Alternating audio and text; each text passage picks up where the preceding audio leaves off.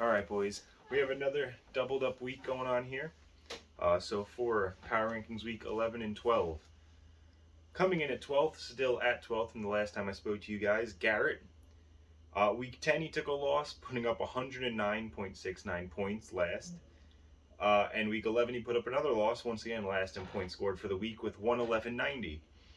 He's 2 and 9 now. He's dead last in points for overall and 5th in points against. In week 10, Garrett rolled out, I think, the worst roster we've seen since the early days of Rich not setting his lineup. He started 4 players on a bye week and another one who was out injured. 5 more guys added on less than 5 points for him that week. And I think that's the saddest way we've ever seen somebody get eliminated from playoff contention in a very long time, at least.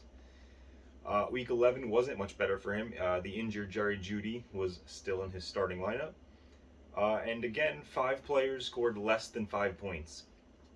I hope that Garrett realizes there is a trash bracket bye this week, and he is actually still playing for something, despite how his lineups have looked the last 2 weeks. Coming in at 11th, another guy who hasn't moved since the last time we spoke, Pat. He also picked up a loss in both of these past 2 weeks. In week 10, he put up 148.23, which was 10th. And last week, 125.87, which was 11th for the week. He's now 1 in 10, 11th in points for, and 4th in points against. And, that's 2 more bad weeks. He extended his losing streak to 10 now, and he is officially eliminated from playoff contention as of week 10, and as of week 11, he has actually clinched the bye week for the trash bracket. It's been a really rough season for Pat, and he'll now be seen in the dumpster bowl no matter what. Coming in at 10th now, went up 1 spot and then right back down over the last 2 weeks, is Lark. In week 10, he won. He was actually 3rd in points scored that week, putting up 210.74. Last week, though, very different. 183.11, which was 9th in points scored and good enough to lose. He's 3 and 8 now. He's 7th in points for overall and 2nd in points against. His week 10 may have been the most confusing performance I've ever seen. Just a week after selling off half of his team, he was top 3 in scoring and beat the top team in the league record-wise at that point. Getting nearly 35 points out of a man who managed more than 5 just twice this season prior, I think perfectly sums up how Lark's week went. His week 11 ended his playoff hopes, and I think it's a much more realistic looking outcome for what we expected to look like after that trade. It would have been a lot of fun if he stayed alive another week, but it is over now. Lost my spot. Here we are. So going into 9th, we have another guy who's bounced around the last 2 weeks, went down 1, then back up 1, and that's John. In week 10, he lost, scored 180.16, and finished 7th for that week. And then last week, he picked up a win, very different week, 237.34, which was 2nd in the league. He's now 5 and 6. He's 8th in points for and 3rd in points against. His week 10 loss put him on the brink of playoff elimination, but his big week 11 saved the season. And while there's technically still a chance because of last week, John would need a miracle to avoid his 2nd straight trash bracket appearance. The good news for him is I don't think he's actually in danger of taking the punishment again this season. This should be one of the better teams in the trash bracket, assuming he does end up there. But then again, if I'm remembering correctly, I don't think John was one of the worst looking teams in last season's trash bracket either, so we'll see how that plays out for him.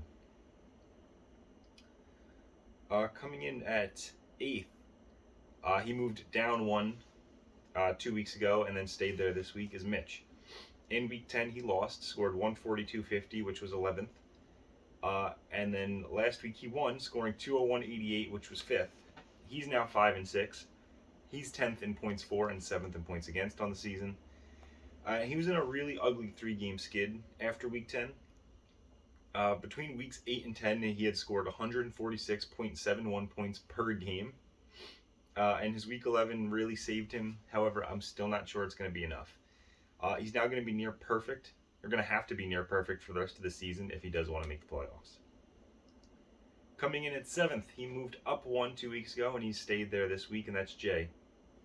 In week 10, he won, scoring 242.59, which was first in the league, and in week 11, he also won, and he also was first in scoring that week, 245.61. Jay's now 6-5. He's 6th in points for and 6th in points against, and he's been on a tear lately. He's in the middle of a 5-game winning streak after looking like his season was over, and he's now just 1 game out of the playoffs. His new additions of Mahomes and Jonathan Taylor both came through with big games in week 10, and they make Jay a legitimate threat to take over a playoff spot before the season ends now. He's less than 30 points behind Steve, and if he keeps up this high scoring, then just getting their records tied up could be enough for him to pass him and get in the playoffs. And speaking of Steve, our 6th spot went down 1 2 weeks ago and stayed there this week, is Steve. Week 10 he lost, scored 172.09, which was 9th, and in week 11 he won, scoring 199.28, which was 7th for the week. He's 7-4 now, 5th in points for and 10th in points against. And his team hasn't looked great over the last few weeks. Over the last 4 weeks, he's gone 2-2 and has averaged just 188.09 points per week.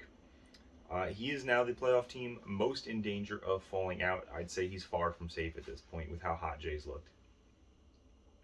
Coming in at 5th, up 1 and then staying there over the last 2 weeks is Kurt. He picked up a win in week 10 with 177.84 points, 8th for the week. And week 11 he lost, scoring 188.79, also 8th for that week. He's now also 7-4. He's 9th in points for overall and 12th in points against. And he had a chance to put Mitch away last week, and he just came up short. He was on a 4-game win streak entering week 11, which also now ended. And while I'm not too confident in this team, I still think Kurt's playoff spot is pretty safe. However, you never know. Again, that's 2 not great weeks in a row, but the record might be enough to hold off Mitchell. Coming up at 4th now, someone who's been there since the last time we spoke, Austin. In week 10 he lost, scoring 206 points, which was 5th, and in week 11 he won, scoring 205.68 points, which was 4th. He's 8-3 now. He's 4th in points for and 10th in points against. And while he took a loss in week 10, he still did have a chance to secure his playoff spot in week 11. He did his part and won. However, Mitchell was able to win and cockblock him from his playoff. But this week, if he wins flat out, he will lock in his spot. So he's got to play Steve this week, and no matter what anyone else does, if Austin wins, his spot's locked in, so that's good for him to see. And he can also now say that he does not have the easiest schedule in the league, which is nice. 2 other guys have taken that away from him. So with the first seed still up for grab in his division, and Rich having a significant point lead, these next 3 games are going to be huge for Austin. I really think he's going to have to pass Rich in record if he wants to take that 1 seed.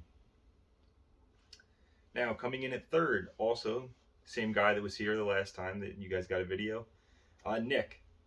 He won in week 10, putting up 238.2 points, which was good enough for 2nd in the league.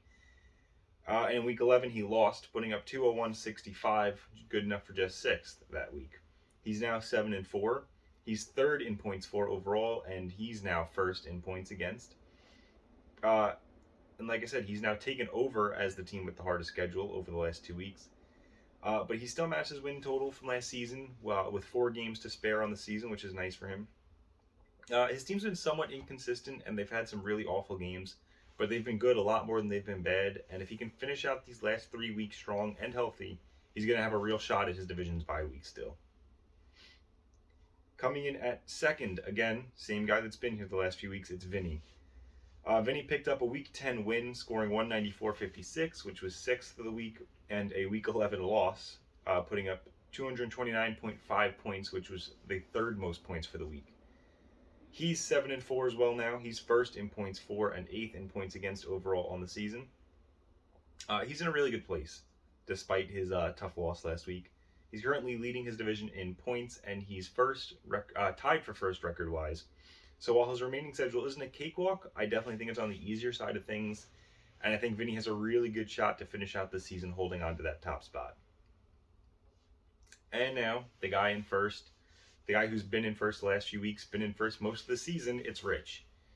He won both of the last 2 weeks.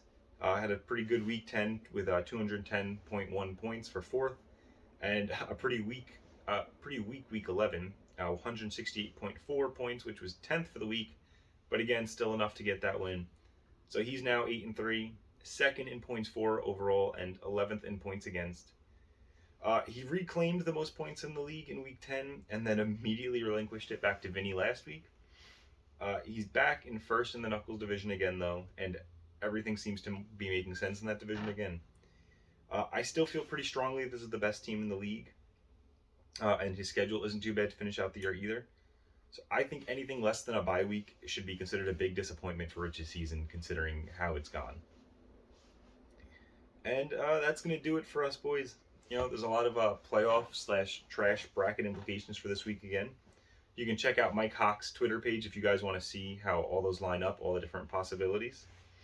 So I wish you all luck. I hope we get a great day of football. And I'll see you guys next week.